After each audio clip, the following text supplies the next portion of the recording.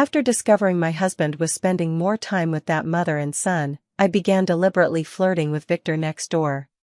My husband went to chop wood and fetch water for that woman, so I coaxed Victor next door to do the work for me. My husband went to that woman's place for a meat feast, while I happily headed next door to cook for Victor. The aroma of braised pork had Victor completely dazed. My husband rushed to take the mother and child to the hospital, while I timidly knocked on Victor's door next door. In 1974, my husband Leon was finally promoted to battalion commander, and I finally got my wish to follow the army. But after moving with him, I discovered a woman named Lily was always coming to my man, asking him to help with this and that. My man obliged every time, he never refused. Watching him fetch water and chop wood for women every day, watching him take someone to the hospital in the middle of the night, running up and down, happily busy, I felt very uneasy. But he was a soldier, and it seemed not unreasonable to take care of a martyr's widow. Still, was Lily crazy? Why did she get to fleece only one man? There are so many men in the compound, why did she always zero in on my husband whenever something happened? I warned Leon to help that woman less from now on. If you stop helping, there are other men who can help. Instead, he got angry with me. He said I was selfish, lacking compassion. He said he was that woman's husband's comrade, his comrade had fallen, so he should help look after his comrade's orphan. He said they were all in the same compound, and as a lone woman raising a child it wasn't easy, she was very pitiable. As a military wife, I should join him in caring for her, tending to her. I snapped, "Are you the only person in the whole compound who was her husband's comrade? If there's to be any helping, it can't all fall on you alone." He shot back, "Luna, what are you talking about? What do you mean by helping? If others were willing to help her, she wouldn't always have to come begging to me." I asked again, "Leon, why won't anyone else help? Are they all less enlightened? Are you the only one who's woke?" He shot back, "What nonsense, don't slander my comrades. It's just that they're always swamped with household chores and can't find the time to lend a hand." I snapped, "Our whole compound is busy except for our family. Then hurry up and chop the wood and carry the water." He was about to speak when a woman's gentle voice came through. "Leon, we've run out of firewood and the water jar is empty." I'm furious, she really is like a lingering ghost. I grabbed the man who was about to leave. "Don't you dare go." He was impatient. "Luna, she's not like us. She's a city girl. She never does rough work like this." I was annoyed, just because she never did it, that made her right. She could boss other people's men around and make them do the work. "Our firewood isn't finished chopping yet. Aren't you able to chop it too? Our water jar is empty as well." He replied, "Aren't you used to doing all these chores? Leon and I were childhood sweethearts. We both came from poor families. Before he became a company commander, I had been taking care of his parents and his younger brothers and sisters in the countryside. Because his parents were in poor health and the younger siblings were still small, I took on all the household labor. With many mouths to feed and little manpower, and his wages so low, I worked like a man, earning 10 work points a day. With the occasional help from my family, we managed to get by. Once his younger siblings grew up, I finally felt some relief. When I learned he had become a battalion commander, his parents felt they owed me, and his siblings, out of gratitude, urged me to go with the army. I was more than willing. Only here did I discover that there was a woman who had inserted herself into every corner of my man's life without a single blind spot. Watching his retreating back, I felt sick to my stomach. Just because I'm capable, he can so blithely go help another woman? Toss all the work onto me? Being competent is my fault now? I wanted to curse. Is that man really my husband? He won't spare a thought for his own wife, but he pities another woman. Has his head been kicked by a donkey? I dropped the towel in my hand, turned and knocked on the door next to mine, Victor's door. Victor was the commander of Company 1, Leon was the commander of Company 2. Victor had a 7-year-old boy named Rocky. The wives in the compound said the child was adopted, his war buddy's kid. He wasn't married, had an adopted son, came from the countryside, and wasn't particularly good-looking, so his marriage had just languished away. "Commander Victor, sorry to bother you. Could you help me chop some wood and carry some water, just enough to cook lunch?" "I can pay you." Victor stared at the woman with suspicion. She was the most capable woman in the whole compound, chopping wood, carrying water, washing clothes, cooking, keeping the entire household in perfect order. Although she'd only been here 2 months, her reputation for hard work had spread throughout the compound. He even heard the men at home complaining to their lazy wives, wondering why their own women weren't Luna. "Where's Leon?" "Helping Lily chop wood and carry water." Seeing the man's doubtful look, I quickly rubbed my waist. "I can do all those tasks myself, it's just that I twisted my back yesterday and don't dare to strain it, any strain and it hurts. Leon will surely be back this afternoon. I still need to have lunch. There's no water, no firewood, I can't cook. I'll change and go over right away." Watching the man sweating in my yard, I smiled and went into the kitchen. "My waist is fine." I took out the white flour I usually can't bear to use and made a big pot of noodle slices. The water jar was full and the firewood was split. I carried a basin of noodle slices. "Captain Victor, I made noodle slices for you. Take them back and eat with Rocky." "Thank you so much today." Victor looked at the large basin of white flour and, of course, refused to accept it. At a time like this, white flour was precious. A little favor doesn't mean you get a meal too. For you it's a little favor, but for me, that's a huge thing. This is the first time someone in the compound has helped me chop wood and carry water. I won't hide it from you, I find chopping wood and carrying water really exhausting. I saw a flicker of pity in the man's eyes. Then he replied, "Then I won't be polite. If Leon ever doesn't have time to chop wood and carry water, call me." "That would be embarrassing." "I'm tired, but I can handle it. The noodles will get cold, better take them back to eat. Rocky's probably hungry too." Leon did indeed come back only after lunch. Lily, to thank me, made me stay and eat lunch. Lily seems to know how to show gratitude. She's educated, cultured, of course she knows how to be grateful. He said it as if I were uneducated, as if I didn't know gratitude. "Who do you think you are, saying that?" It happened to be a day off, and the man went to Lily's to work as usual. I knocked on the neighbor Victor's door again. I felt a little embarrassed. "Victor, I'm not feeling well these past couple of days, you know how women have their time, I can't do heavy work, and we're out of water and firewood at home." The man looked a little uncomfortable. "Did Leon go help someone again?" I nodded. "Let's go." This time the man worked quickly. He got back before mealtime. I made a big basin of noodles with gravy again. Then I took it straight next door. "What are you doing?" "Thanks again for your help. Rocky, grab a bowl, today it's noodles with gravy, Auntie makes the best of these." The 7-year-old started drooling. He scampered off to fetch a bowl. Seeing the child like that, the man didn't refuse, the words died on his lips. The first time I went into Victor's place next door, I found the 2 men's room really quite bare. After dinner, I casually picked up a child's piece of clothing tossed in the living room and looked at the rough patch on it. I took it off and then embroidered a leaf over the torn area. "Auntie, you're amazing." Rocky looked at me with eyes shining. "You don't know, the kids in the yard see the patches on my clothes and laugh at me, say they're too ugly. I'll wear this out in a bit and let them see whose patch is really ugly." I smiled. "From now on, if your clothes get damaged, you can bring them to Auntie and I'll mend them for you." "Thank you, Auntie, you're so kind. I'll go put this on and go find them now." Watching the child change and dash out, Victor fixed his gaze on me. "What exactly is your motive?" I was taken aback. "Victor, what do you mean by that? Even if you don't chop the firewood it will still burn, even if there's barely any water, it's enough to drink. Even if you're not feeling well, you could wait until Leon comes back to do these things." I felt flustered as the man mercilessly exposed me. Why did he suddenly ask that?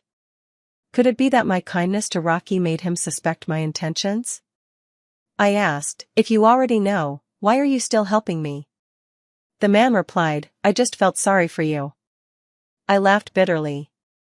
So it wasn't only me who felt sorry for myself, you feel sorry for me too. Victor, don't worry, I don't have any ulterior motives. I just wanted to try what it's like to have a man help me with chores. After these two experiences, I really feel how nice it is to have a man helping me. Now that we've cleared it up, I won't bother you anymore. On another day off, Leon went to work like clockwork. I waited by the well ahead of time and saw Victor coming from a distance to draw water. I hurriedly hoisted the 2 buckets and staggered home, but Rocky snagged my foot and I pitched forward with the buckets. Luckily, a pair of strong hands steadied me. I straightened up, then stepped a meter away from him. Thank you. I struggled to lift the water again. The carrying pole bent my back. After taking only a few steps, I heard Victor say, put them down, I'll carry them. I stubbornly refused to put them down. I can do it. Victor, without another word, forcibly relieved me of the pole. Watching the man's retreating figure, I curved my lips into a smile. Watching Victor chopping wood in the yard, I went into the kitchen in a good mood. Before long Victor tossed a bag onto the stove. I brought back the portion for me and Rocky. Eat it at home, noodles with gravy, Rocky likes it. After saying that Victor went back to chopping wood. Leon came back in the afternoon, his face not looking great. Today you had Victor carry water for you. I raised an eyebrow. Yeah, I almost fell carrying the water, and Victor gave me a hand. He said, don't let him help you again, it sends the wrong message. I shot back, so when you help Lily carry water that sends a good message? He said again, how could it be the same? She doesn't have a man, you do. I shot back, I don't feel like I have a man. The man was so stunned by my retort he couldn't speak. From now on, I'll carry the water at home. I raised an eyebrow. That's more like a man. Sure enough, at the next break, the man filled the household water jar before going to work on time. I went over to Victor's next door to ask him to help split firewood again. This time it was different, I was at their place, cooking lunch for them. I also helped tidy up the 2 of their rooms, what needed washing, what needed wiping. Looking at the refreshed rooms, I grinned.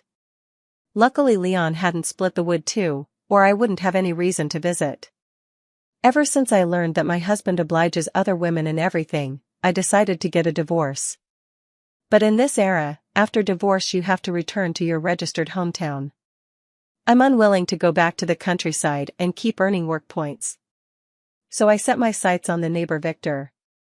I'm going to seep into his life bit by bit, then win him over. I'll use him to escape the fate of returning home to earn work points after the divorce. When Victor returned home and saw the tidy room, he was momentarily stunned.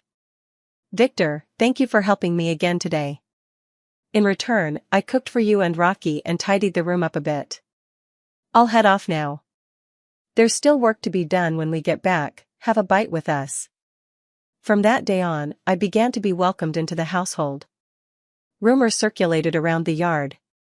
Leon must have heard them somewhere, he returned home and angrily confronted me. You cook and wash for Victor and the others, have you no shame? Who are you calling shameless? I'm showing gratitude. Victor chops wood and carries water for me, I help them in any way I can as repayment. I know how to be grateful. Besides, Rocky is the child of a martyr. How can you be so selfish, so lacking in compassion? You are a soldier, and I am the family of a soldier, we should both be concerned for him and take care of him. By the way, give me the cloth coupons you received this month. Rocky's clothes are full of holes, I'll make him a new outfit. Hearing that I wanted the coupons, the man hesitated and fell silent. I asked disdainfully, did you give the coupons to Lily? His face darkened. Her son's clothes were worn out. I just lent them to her to make clothes for the child. You're sure it's just a loan? Then bring them back tomorrow. You just lent it out, how can you ask for it back? I scoffed. Then the tickets from the past 2 months should be repaid, right? The man was left speechless. He looked a little embarrassed. I raised an eyebrow. As long as he still cared about face, things were negotiable. I ignored his awkwardness. Give me the meat ticket. I'll buy some meat to help Rocky. While I'm at it, I'll borrow it all to eat. The man's face darkened, he said nothing. Don't tell me you lent it to Lily again. Maybe my tone of contempt provoked him. What's wrong with me giving the meat allowance to the two of them? They're so pitiful, they can't afford to eat meat even once a month. Damn it, it really makes me furious. I've been at the compound 3 months and haven't bought a single piece of clothing or eaten any meat, it's all ended up in Lily's hands. This dog of a man, I really want to kick him out sooner. But the place I'm moving to isn't secure yet, so I have to wait a few more days. Childhood sweetheart never treated a widow before, I'm such an idiot. This bastard enjoys my care and yet craves tenderness from outside. Looks like I need to speed things up. The next day I saw that Lily come home carrying a piece of meat, and sure enough, my man was called off to work again at dinner. I happily went to Victor's house. When Victor saw me at that hour he thought I had come about something. Something wrong? No, I saw you bought meat today. Rocky said the meat you cook isn't tasty. I'll cook the meat for you. The meat isn't tasty? Since when did Rocky become so picky? That works. If it's ready you can take some back, you and Leon can eat together. Lily bought meat, and she called Leon to help. I said it flatly, without much emotion, but I clearly saw the man's tenderness in his eyes. Yes, not pity, tenderness. I made braised pork, Victor and his son ate it with such delight. Auntie, you should eat too. Your braised pork is much tastier than my dad's. This is what real meat tastes like. I don't cook that well, and I haven't seen you eat less because of it. Since you don't like my cooking, then don't eat my food from now on. If you won't eat, you won't eat. I'll take my rations and have Auntie cook them for me. I laughed. Okay, tell Auntie what you want to eat and she'll make it for you, but Auntie's house has no meat. She gave all the ration tickets to Uncle Leon for Lily. Rocky looked puzzled. Meat tastes so good, why would Uncle Leon give it away? Alright, meat won't shut you up. The man shoved a piece of braised pork into Rocky's mouth. Rocky mumbled through a mouthful of meat, we have meat at my place. From now on when my dad buys meat, Auntie, you can help cook it, and then we'll eat together. I smiled and picked a piece of meat for Rocky. Eat more, you're growing. Don't just watch us eat, you eat too. Victor casually put a piece of braised pork on my plate. I didn't mind, I happily ate it. When we got home, Leon was already there. Where did you go, coming back so late? I went to Victor's for a meat meal. The man was surprised. You, a grown man going to someone else's place to eat meat, aren't you ashamed? You're a grown man too, aren't you ashamed to go to Lily's for meat? I finished my work, she gratefully invited me to stay for dinner. I couldn't refuse. I helped cook for Victor and his grandfather, they insisted I stay. I couldn't refuse either. Leon said coldly, you're a married woman, going to another man's house to cook for him, how can you be so shameless? You're a married man going to another woman's place to work, you've no shame either. She is the widow of my comrade in arms. Rocky is the son of a martyr. He snapped, Luna, how did you get so unreasonable, so sharp-tongued? You know idioms now, so you've heard, either explode from silence or perish in it. I don't want to perish, so I have to explode. Even Victor felt sorry for me, that was basically a success, and I couldn't be bothered to hold back any longer. That night, someone banged loudly on my front door. Leon flipped up like a carp and rushed out to open it. Leon, my stomach hurts, what should I do?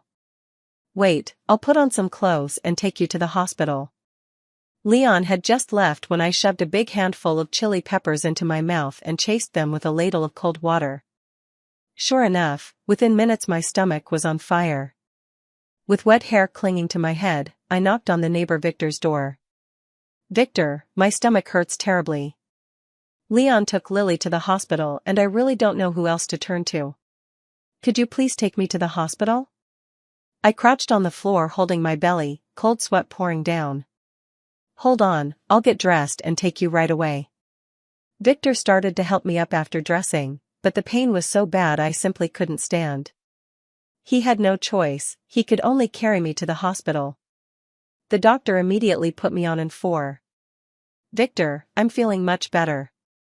After the 4 I can go home by myself. You should head back early, Rocky is alone at home, and I'm not at ease. Don't worry about Rocky. Take care of yourself first.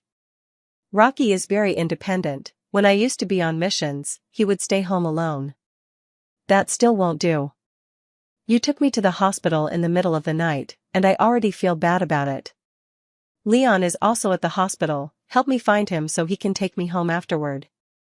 Alright, wait here, I'll go find him. A dozen minutes later, Leon and Victor arrived at my ward together. Leon seemed surprised to see me lying in bed with N4. What happened to you?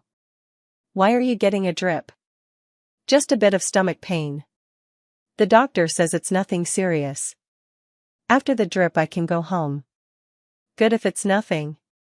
Once you're done, head home first. I'll go check on Lily, she's in a lot of pain. With that, Leon turned and left. I saw the anger in Victor's eyes. Victor, you go back first.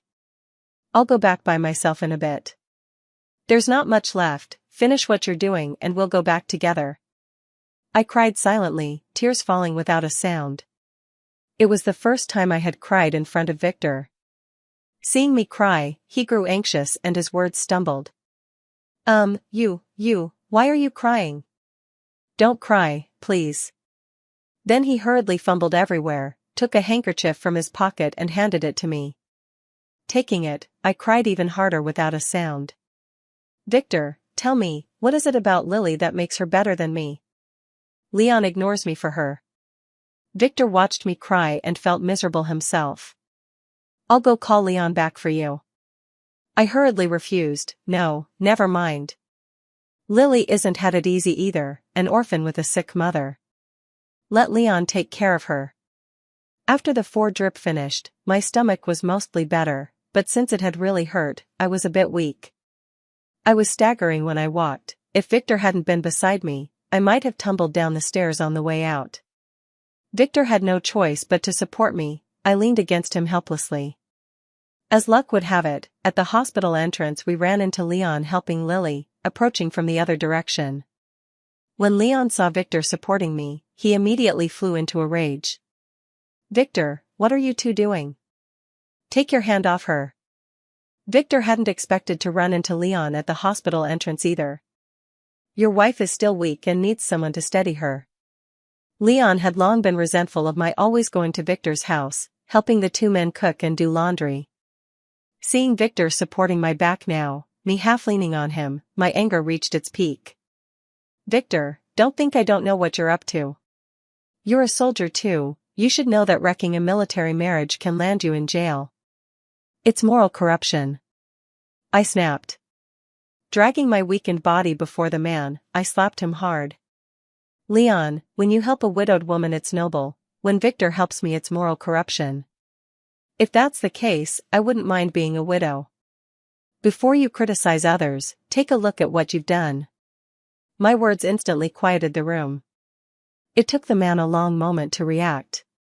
Luna, are you trying to get me killed? Shouldn't I want you dead?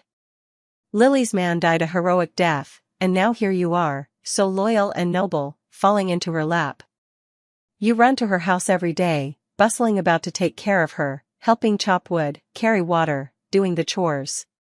Worried she doesn't have enough clothes, you give cloth coupons. Worried she has no meat, you give meat coupons. And me, a married woman, I chop wood myself, carry water myself, do my own housework. I've been in the compound for over 3 months and haven't bought a single new piece of clothing, and I haven't tasted a bite of the meat you bought at Leon's. I envy her, her man dies and she gets to live so well, so what?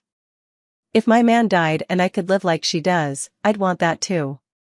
My words probably shattered everyone's worldview around me. It was the first time they'd seen a woman wish for her own man to die so she could have a better life. This young wife is really living a sad, stifled life, but she still can't be cursing her own man to death. That's a bit vicious. You can't say it like that. I think she's just furious and spoke in the heat of the moment. Whether there's a man or not doesn't make much difference. What's the point of living like this?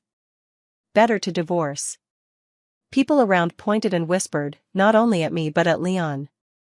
I ignored them and, turning away, staggered home. Because there were so many people, Victor couldn't really steady me. Leon didn't get home until long after I did. Seeing I was still awake, he gave me a cold look. Leon, let's get a divorce. Luna, what are you making a scene for? Wasn't the spectacle you made at the hospital today enough? I thought to myself, this is nothing. I want a divorce. Don't be ridiculous, divorce what? I insisted, file the paperwork and I'll sign it. Have you set your sights on the neighbor, Victor? I had, but I couldn't admit it. If you don't file for divorce, I'll go tell the commissar. Don't be insane. What are you telling the political commissar? That I shouldn't help Lily and her child? I slapped a paper down in front of the man. If you don't file the divorce papers, I'll take this to the political commissar. The man took the paper and looked it over carefully. 10 questions and 10 answers, what is this? He read as he looked. Question 1, your own household water jar is empty, and Lily's household water jar is also empty. Whose jar do you fetch water for? Answer, for Lily's. What did you write this for? Of course it's for Lily, it's not like you can't choose. I said nothing. He went on reading. Question 2, our family's firewood is gone, Lily's family's firewood is gone, who do you chop wood for? Answer, for Lily. What on earth are you doing writing this stuff? She's a pampered city girl, she can't do this work, of course it's for Lily. It's not like you can't chop wood. I still kept silent. He continued. 3rd question, Luna and Lily's clothes are both worn out, who do you give the cloth ration to? Answer, to Lily. This time he didn't speak, but kept reading. 4th question, Luna and Lily haven't eaten meat for a long time, who do you give the meat ration to? Answer, to Lily. His voice grew quieter. Question 5, if Luna and Lily both fall ill, who do you send to the hospital? Answer, send Lily. I didn't know you were sick too, otherwise I'd send you to the hospital as well. I remained silent. Question 6, if Luna and Lily are discharged, who do you accompany? Answer, accompany Lily. 7th question, between Luna and Lily, who would come whenever you call? Answer, Lily. 8th question, both Luna and Lily want to watch a movie with you, who would you choose to accompany? Answer, Lily. Question 9, which of you is your wife, Luna or Lily? Answer, Luna.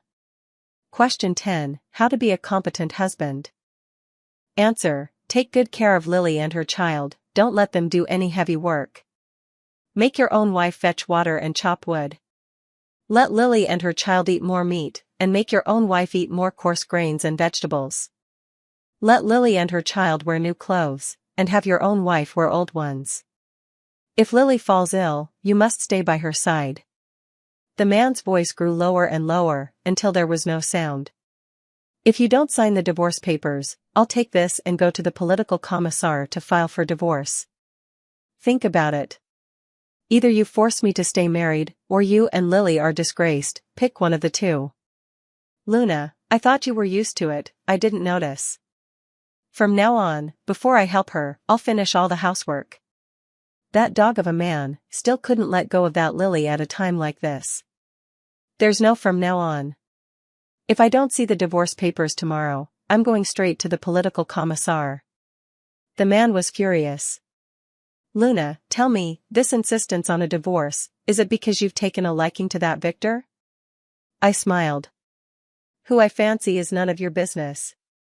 If I, Luna, remarry, I'll definitely marry a man who'll help me chop firewood and carry water, a man who'll buy me clothes and meat. The next morning, sure enough, I saw the divorce papers. I signed my name. Leon wanted to deliver them to the political commissar himself. I didn't agree. What if that dog of a man deceived me and didn't hand them over? So I followed him to find the commissar. "What are you two making such a fuss about? Is divorce a joke to you?" the commissar asked, frowning. "Political commissar, the two of us decided together. Should it be Leon who tells you, or should I?" Leon heard the threat in my voice. "Political commissar, our relationship has broken down. We've agreed on it, so please don't interfere." The political commissar was exasperated at wasted potential. Everyone in the compound envies you for marrying such a capable, virtuous wife. How can you be so reckless?" I hurried to add, "Political commissar, our feelings really have broken down. You don't need to keep talking about reconciliation. Please just help speed up the paperwork. I want to return to my hometown as soon as possible and start earning work points." The political commissar pointed at Leon. "Leon, I'll ask you again, have you made up your mind?" I saw Leon hesitate and hurried to urge him. "Leon, I don't want to argue with the political commissar either." Leon gritted his teeth. "Political commissar, I've made up my mind." The political commissar toppled back in anger. "Fine. You brat don't cherish her, but someone does. Comrade Luna, I approve the divorce petition. I'll send it up and get it processed for you as soon as possible." Victor had been standing at the doorway for a long time. When he heard Luna was getting a divorce, he didn't know why he felt so relieved. He watched the two of them come out of the commissar's office and then go their separate ways.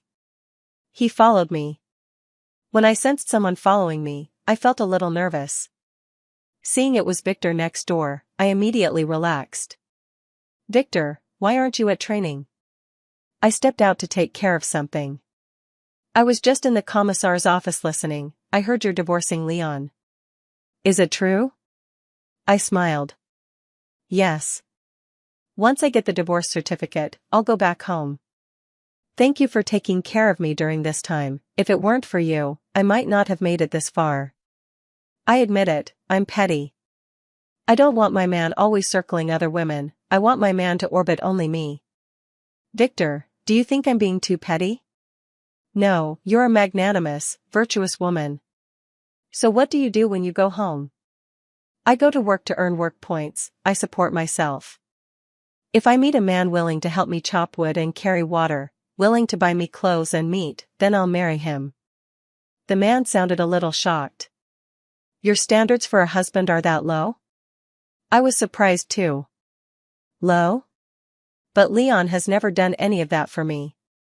We chatted our way home. "Victor, wait a minute, I have something for you." I went back inside, took 2 shoes, a large pair and a small pair, out of the package, and handed them to Victor as I left. Victor froze when he saw the 2 pairs. He wanted to refuse, thinking it wasn't appropriate, but when he met the woman's expectant eyes he took them almost against his will. "No, I'll pay for them." "Victor, this is my way of thanking you and Rocky for letting me taste meat for the first time in the housing compound. It's free. But when I go back to my hometown, if you or Rocky ever need shoes repaired, you can write me and I'll fix them, then I'll charge you." Victor took the shoes and, somewhat absent-minded, returned to the unit. A few days later Leon and I's divorce papers came through. That night I grabbed a bundle and knocked on Victor's door. "What's this?" Victor asked, surprised to see me carrying the package. "I've got the divorce certificate from Leon. I came to say goodbye to you and Rocky. I'm going back to my hometown tomorrow." "So soon? Where will you stay tonight?" "I'll stay one night at the guest house and buy a ticket home tomorrow." "It's late, I'm leaving." "I'll walk you home." On the way to the guest house, a man suddenly stopped me. "Comrade Luna, let me introduce myself. My name is Harrison. I'm 30 this year, currently a company commander under Captain Victor, but I'll be promoted soon, and then I'll be able to have my family accompany the unit. I've never been married. I think you're a very good comrade, I want to court you." I was stunned, I hadn't expected I would be so popular. Hello, Company Commander Harrison. I just got divorced. I haven't thought about remarrying. Then you can think about it seriously today. I'm sincere. I nodded and hurried into the guest house. I tell you, Harrison, you really have no shame chasing a wife. She just got divorced.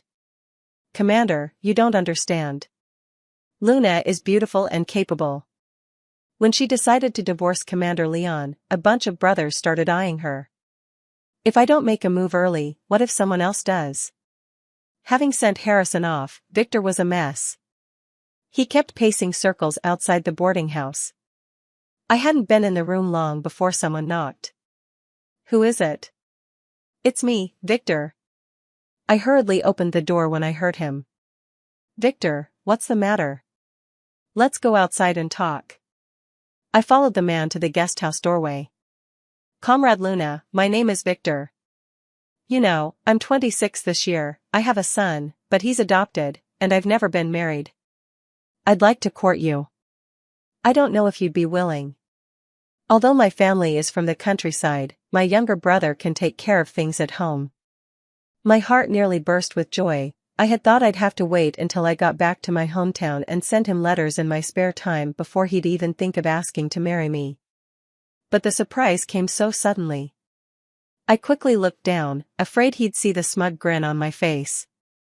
Will you help me fetch water and chop firewood? I will.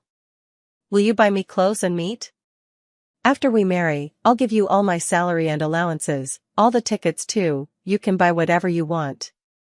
If you agree, I'll file the marriage registration tomorrow. I kept my head down. Victor, I just divorced. You've never been married. I'm not good enough for you. I'm the old bachelor here, and I have a child. I'm the one who's not good enough for you. I was truly moved. I nodded. If you don't mind me, I'd be willing to take care of you and Rocky. What's there to be coy about now? If you should agree, then agree. The political commissar hadn't expected it. He'd just finalized Leon and Luna's divorce yesterday, and now Victor was hurriedly submitting his marriage notification with me. You just divorced and now you're here to report a marriage? Don't tell me you and Luna were involved long ago. Political commissar, Luna and I are completely innocent. You know why Luna divorced Leon? It was Leon who didn't cherish her, who couldn't see straight.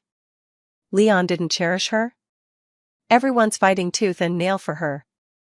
You know my situation, where would I find such a capable wife? If I hadn't made my move early, I probably wouldn't have had a chance. Hearing that, the commissar finally relaxed his brow. Report. Enter. Political commissar, has the divorce report for comrades Leon and Luna been approved? Why are you asking about this? Commissar, you know I'm not spring chicken anymore. I think Luna is a fine comrade. If their divorce report does get approved, could you help set Luna up with someone? The political commissar had Gordon in stitches. You're late, someone got here first. It wasn't the commissar, some bastard beat you to it. There, this one beside you. Victor, you little bastard, you stole her from me. The commissar glared at the two of them huddled together and, fed up, shooed them away. All of you, get out.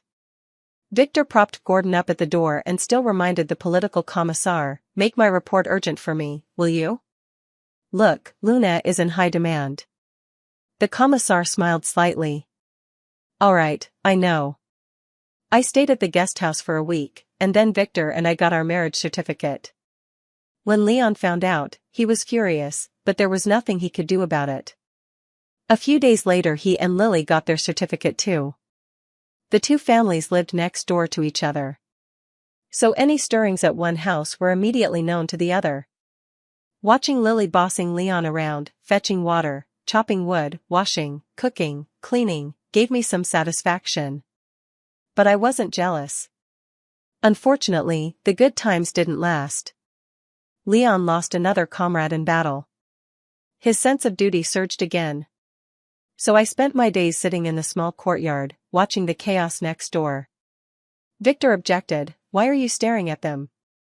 It ruins your mood and isn't good for the baby's development. I'll take you out for a walk. I smiled and replied, I want you to support me. A lazy husband brings trouble when the wife is idle. A wicked wife brings more trouble for the husband. In the years that followed, Victor rose steadily. Leon, however, stagnated. I looked at Lily's resentful face and sighed, women, why can't they be a little kinder to themselves? One must remember that happiness is something you have to fight for yourself.